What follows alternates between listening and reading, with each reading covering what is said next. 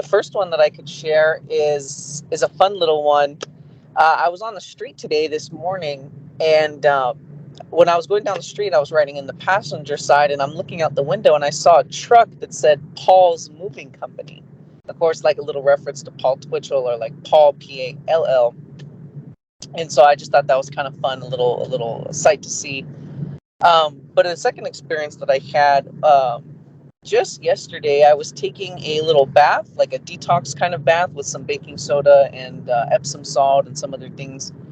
And I was sitting in the bath, and all of a sudden, as I'm kind of sitting there, I'm getting like this, not like a lightheaded feeling, but almost like a weakening feeling. And I'm laying there, and all of a sudden, I start to see somebody coming in on my right-hand side, and I'm not sure who it is or who it is, but I think they were trying to take advantage of either my weakened state or this kind of state that I was in while doing this kind of bath, because of course the water was hot and there was like that feeling, kind of lightheadedness or whatever. And anyways, as I look at this person that's coming in on my right-hand side, I all of a sudden realize that it's Harold. Yes, that's his name. The Harold from the Eckankar Corporation. He's coming in on my right-hand side, and he's wearing the glasses, and he is kind of balded on the top or whatever, and he's wearing this kind of quarter zip sweater and maybe like a khaki pants. And anyways, I'm looking at him coming in on my right-hand side, and he tries injecting me with something very discreetly. It's not like he goes in like a stabbing motion, really kind of outright. It's sort of like he's trying to sneak in and inject me with this syringe that he had in his hand. And I remember I took my right hand and I waved it. And when I waved my right hand, it was like I repulsed or pushed away the syringe and kind of seemed to like disappear, like dissolve. And I kind of looked at him, but it was very interesting to where he wasn't facing his body fully towards me. He was kind of turned at an angle, and he would really look down at the ground a lot. Kind of as soon as I pushed his hand away, he kind of looked at me and then looked down at the ground. And I kind of looked at him and I asked him, I said, "Do you know what you're doing?" I asked him that, and he couldn't really look me in the eyes, and he just took off really fast. But I thought that was so interesting, that why would he try to come up to me and try to do this, whatever he was trying to do. And it was very interesting because a couple of days ago, I had gotten this really strong pain in my leg. It was like a bruise or like an aching sensation. It's been there for a couple of days. And then like a couple other days, I almost fell from like a standing position. I almost like basically got knocked off my feet.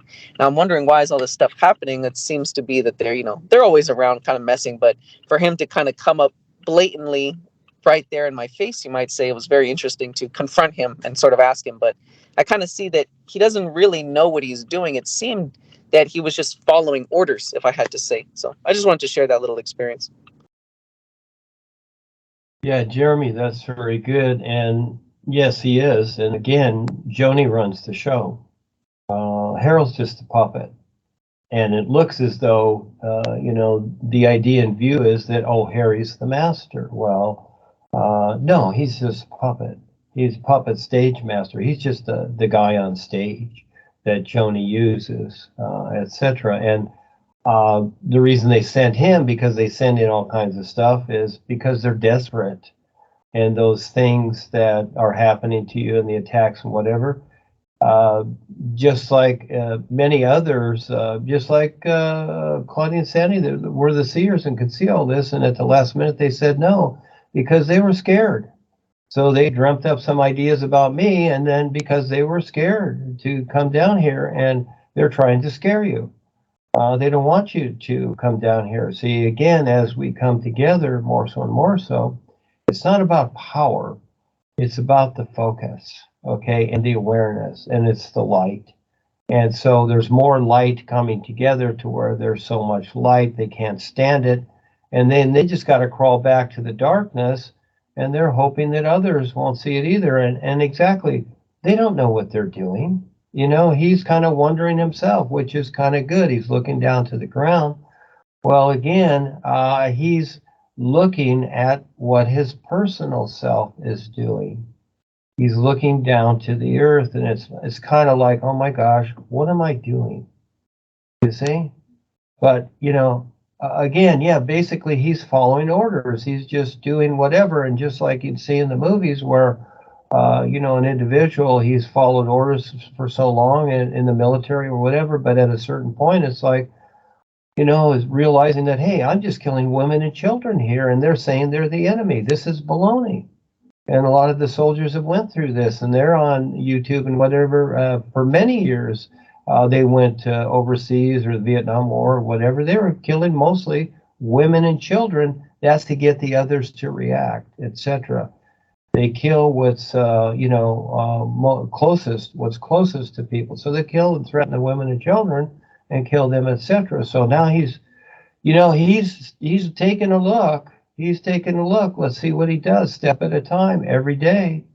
And Joni's running the show, but and Joni's sitting there because she's seeing that too. She's seeing that he's quandering back and forth possibly, and it's like, get out there. So she gives him an order as an example, and get out there and confront him. Don't let him go to Mexico. Don't let him do that or do something, or go out there and screw things up, whatever, do what you can.